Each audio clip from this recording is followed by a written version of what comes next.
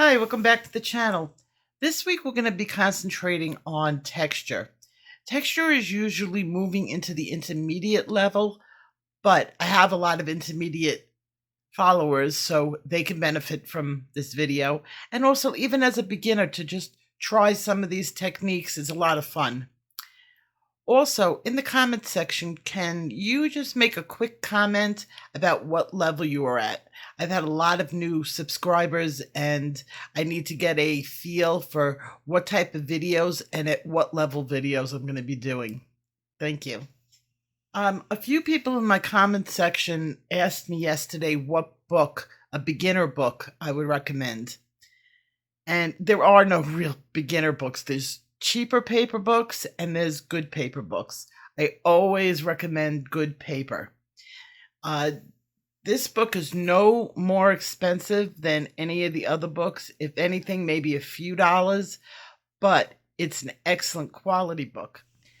I came across this picture and I thought it would be perfect to teach you texture.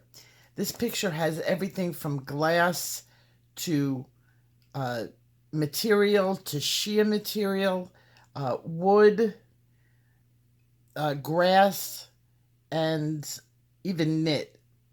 So there's a lot to choose from on this picture, and all week, once a day, I'm going to put out a small video, not too long, on how to handle each type of texture. By the time the week is over, the picture should be done, and we will have covered most of the beginning textures. Today we're going to cover this area, and it's going to be a sheer material. Learning this technique is great for butterfly wings, fairy wings, even the ghost in my Halloween video, which I'm also working on. This week I'm going to be putting out an extra one on Halloween. I thought it was going to be a quickie, but it turned out that I found some really cool things, and I want to put a proper video together for that. So today we're going to study the sheer material. So I'm going to pick the purples. I've got lavender and lilac. Of course I have white. And maybe I'll use crimson red. Now I already know this color palette works well together. Now because I want to make this sheer, I'm going to look around for some lines that I could bring to come through the material. And you see on the background here, I'm going to follow this line across and I'm going to create it right into the picture. By creating this line, it's going to give it the illusion of being able to see through it. Okay, that looks good. I've picked out 3 pencils to do the upper level, and I'm going to do this in the greens and the yellow. I picked out a true, an apple green, what is that? I can't even read that. Prussian green. And I'm going to switch my yellow pencil out because that's an oil. And this is a canary yellow. Before I start applying the color to this, I want to get a background color onto it. I already know what I want my background colors to be. So the first thing I'm going to do is I'm going to knock out this. And I've picked Prussian green, apple green, and canary yellow, and I'm going to just do a quick color on here so that that's knocked out and we can start working our way down.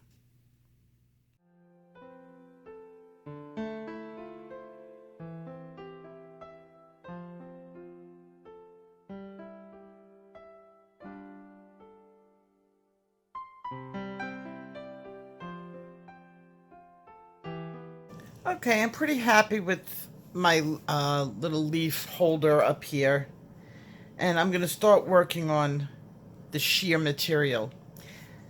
Now you see how the material sort of bunches up over here? That would not be as sheer. In this area, I'm going to introduce my wall color, which is going to be, I figured it out, that this little fairy lives inside a tree because there's a door over here. So I'm going to do this. It's kind of confusing. Okay, so we're going to start working on the Shim material. Now, to do sheer, you have to figure out what your environment is going to be like. Now, this little fairy, I guess, lives in a tree. And we're going to just assume she brought the branch in to hang the coat. Because I can either do this as an outdoor scene or an indoor scene. She's got a little door over here, which is kind of confusing in itself. I'm either looking outside or inside. I'm going to assume she brought this little flower in as a lamp. And we're inside her house, because why would she be living outside? So she needs to clean her room. I'm going to do the inside flooring as sort of like a moss, and then browns on the wall, so that if she was living in a tree trunk, you would see it. So what you need to do is you have to introduce some of your environmental colors into the sheer material. Now, this part is easy. When you bunch up the sheer material, it's going to become opaque. So I'm going to start with my middle color, which is the lilac. And I'm going to work my way down very light and very wispy. I'm using my tapered strokes. Now, on a sheer material, I want to bring the background through, so I'm not going to go as heavy on the waxes as that I usually would go. Remember to keep that line there, that's important. I only want a wisp of color.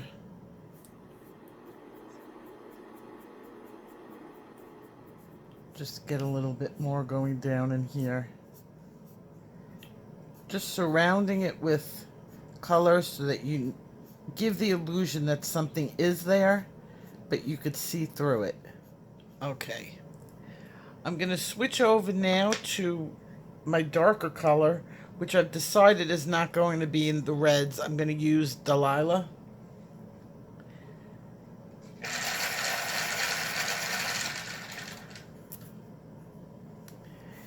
Because the material is bunched up, I want my darker areas showing that it's going in. I'm not going to fill in everything, but just some wispy lines to show the material going in and out.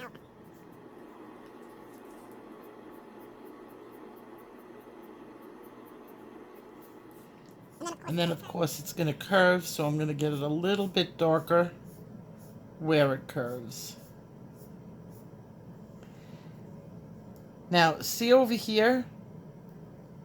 This intersects and twists. I'm going to add that in. Just a hint of it.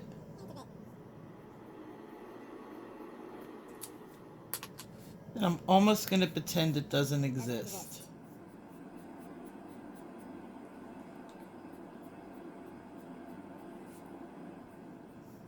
We're going to be doing this technique again this week when I do ghosts for Halloween. Now I'm going to go back and I'm going to do these colors in light. This little fringes. I've still only used 2 colors. And remember my rule, you always use 3.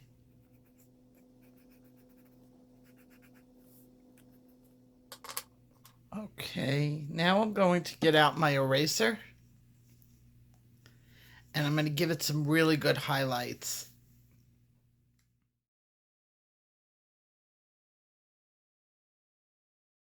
Okay, as I add more layers, that's going to become much more distinct. And I'm going to go back to my mid colors, going around that highlight that I just created.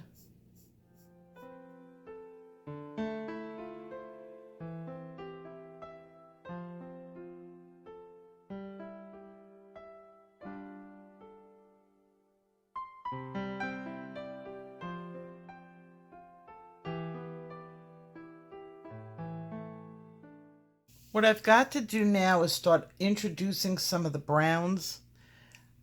I'm going to introduce them in a lighter way. And let me get it out. And for this, I'm going to use an oil pencil. And I'm using oil so that it doesn't completely mix and jar with my wax. You can use wax, but I just want to get some of that wall color going in there so that you can get the illusion that it's see-through. And of course, this is going to look much better when the whole picture with the background is shown. Remember, I don't want these colors completely mixing. Okay, it's just going to be a little bit of a hint of what my background is going to be.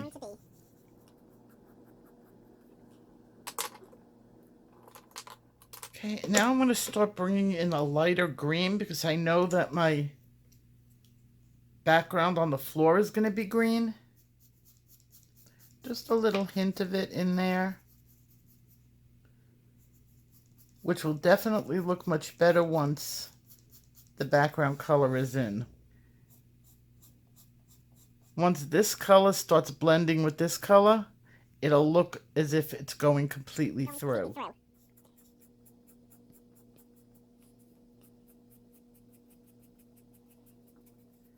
Just let that green pop on through and go back. Next layer, I want the purple to go a little bit over the green, but not that much so that it blots out the color. And besides, purple and green create mud. Remember we talked about the browns? That would be a perfect example of where you can really go wrong.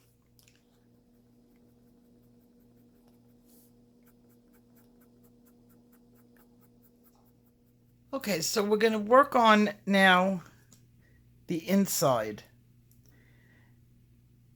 The inside is where you're going to pick up a lot of the green because, see, this would have a double layer of material. This would be very sheer. So I'm going to put a light layer of green and a very light layer of purple. It's a good idea at this point to mix your oil and your wax. And I probably will do that, but I just want to get that background green onto it.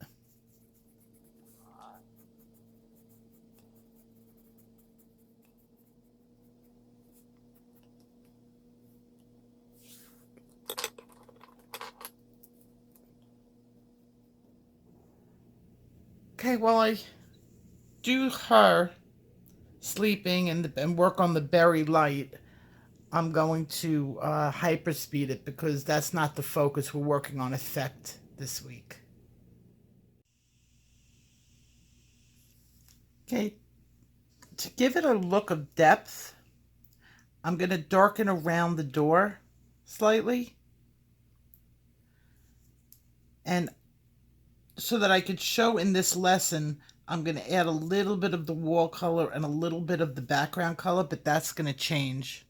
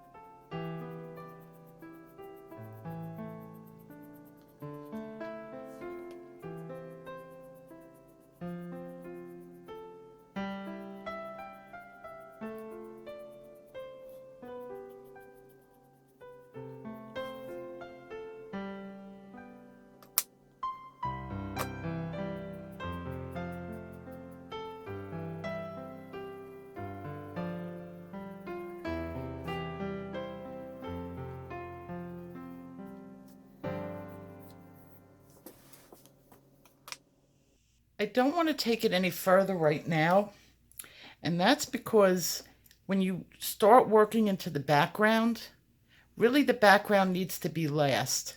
I don't want to take it too dark because it's going to set the tone for the picture. Once I get everything done, you can see that it's sheer, and that will be much more apparent later on when I'm finishing up the background. And I want to work on some wood in the background, so I don't want to put too much color in it before I start doing a texture on it. As far as the little, whatever it is, creature, I haven't developed her yet, but I will. I just wanted to show you how I'm achieving the colors for the sheer, and that the lines need to be. Over here there was a cherry, and I added that in behind the scenes, and I can make that a little darker, where you can see the two-tone that it's going to be. So as the week progresses, this is going to pop much more on the page. And I will see you tomorrow in my next video. But you saw and you want to see more, hit that like and subscribe. And don't forget to ring that bell.